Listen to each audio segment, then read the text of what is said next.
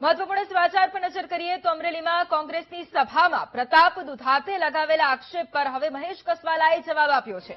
કોંગ્રેસ પોતાની વ્યક્તિગત નિષ્ફળતા છુપાવી રહી છે તેમ જણાવ્યું। વધુમાં કહ્યું કે મેં ક્યાંય ધમકી કે પછી ગેરશબ્દનો પ્રયોગ નથી કર્યો। એક પણ શબ્દ ખરાબ હોય તો હું માફી માંગવા તૈયાર છું તેમ જણાવ્યું। પ્રજા કોંગ્રેસને સારી રીતે સમજી ચૂકી છે।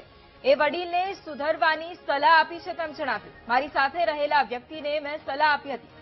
સરપંચ દાનુભાઈને મેં સ્પષ્ટતાપૂર્વક કહ્યું છે તેમ પણ જણાવ્યું। વધુમાં કહ્યું કે તમે કોંગ્રેસ સાથે હોવ તો કોંગ્રેસ સાથે રહો, ભાજપ સાથે હોવ તો ભાજપ સાથે રહો તેવી વાત કરી।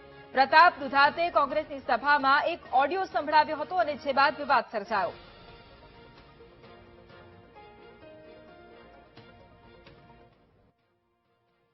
મને એમ હતું કે સુધરી ગયા છે પણ નથી સુધર્યા। તમને સંભળાવું, હવે તમે જ નિર્ણય લેજો।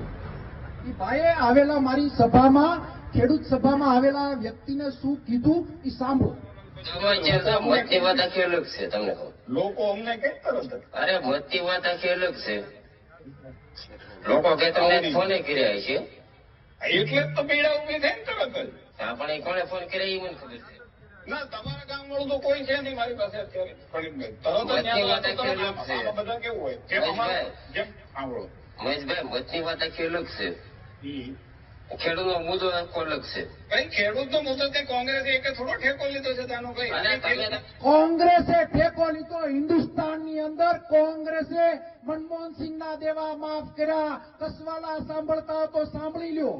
તમે મારા માણસને દબાવવાનું પાછું ચાલુ કર્યું। મને એમ હતું કે તમે સુધરી ગયા છો પણ તમે નહીં સુધરો। એક સરપંચ દાનુભાઈ, મેં નેચરલ વાતમાં, જેની સાથે કોઈ પણ કામ માટે અમારી ગમે ત્યારે વાત થઈ છે, એને નેચરલ વાતમાં મેં એમ કહ્યું છે કે તમે કોંગ્રેસના સંમેલનમાં ગયા હતા, એમણે એ વાતને સ્વીકારી છે અને એમને કહ્યું છે કે હું તમારા સંમેલન પણ આવીશ। મેં એમને બહુ સ્પષ્ટતા સાથે કીધું છે કે ભાઈ, આ તો તમે કોંગ્રેસ સાથે રહેશો તો મને ગમશે। કોંગ્રેસ સાથે રહેવું હોય તો વફાદારીપૂર્વક કોંગ્રેસ સાથે રહેવું જોઈએ।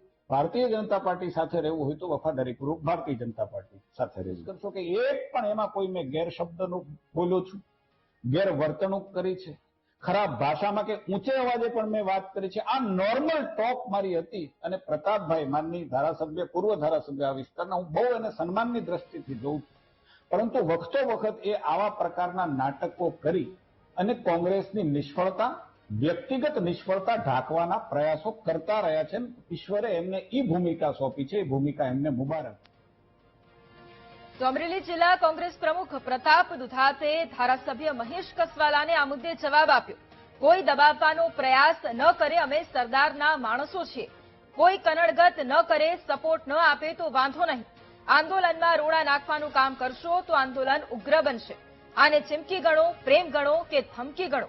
નોંધનીય છે કે પ્રતાપ દુધાતે એક ઓડિયો સંભળાવ્યો અને જેમાં મહેશ કસવાલા કોંગ્રેસની સભામાં જવાબ પર સરપંચને સંભળાવી રહ્યા હતા અને જે બાદ મહેશ કસવાલાએ પણ સ્પષ્ટતા કરી, તેનો જવાબ પ્રતાપ દુધાતે આપ્યો। ખેડૂત એકતા તોડવાનું, દબાવવાનો પ્રયત્ન કરશે તો અમે સરદારના વારસદારો છીએ। અમે ગાંધીસિંધા માર્ગે આગળ વધી રહ્યા છીએ। આ આંદોલનને કઈ કનડગત ના કરે, સપોર્ટ ના આપે તો કઈ વાંધો નહીં, સહકાર ના આપે તો એની મનની વાત છે।